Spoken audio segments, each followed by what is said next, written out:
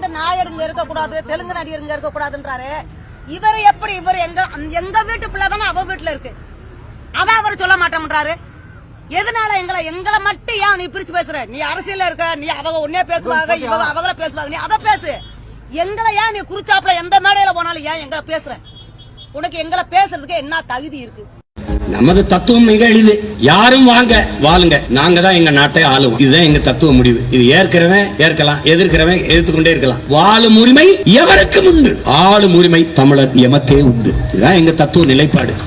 வந்தவரை எல்லாம் வாழ வைப்போம், அது எங்கள் இனத்தின் பெருமை. இனியும் சொந்தவரை மட்டுமே ஆள வைப்போம், அது எங்கள் இனத்தின் அடிப்படை அரசியல் உரிமை. நாம் தமிழர் சீமானா தமிழன்னா சீமானே ஆளணும்னு சொல்ல. எங்க அண்ணன் திருமாவளவன் ஆளட்டும், ஐயா அன்புமணி ஆளட்டும், என் அன்பு சகோதரன் வேல்முருகன் ஆளட்டும், எங்க அண்ணன் ஜவஹர்லால் ஆளட்டும், என் தம்பி தமிமு அன்சாரி ஆளட்டும், எங்கெல்லாம் ஒருத்தர் ஆள்றோம்.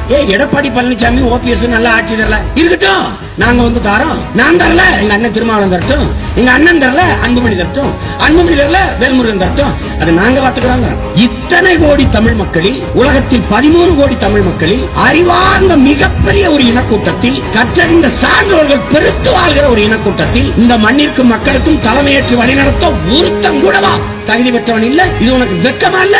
இத்தனை பேர்ல ஒருத்தம் கூடவா இல்ல? மலையாளிவா, மராட்டியவா, தெலுங்கவா, கன்னடவா, நான் 2 செத்து போயேன் இந்த கேவலத்துக்கு. நன்கு புரிந்து கொள்ளும், தமிழர் தாய் நிலத்தின் வளங்களும் பாதுகாக்கப்பட வேண்டுமானால் தன் மண்ணை, தன் தாய் நிலத்தை உயிருக்கு மேலாக நேசிக்கிறவர்களுக்கு அதிகாரம் வேணும்.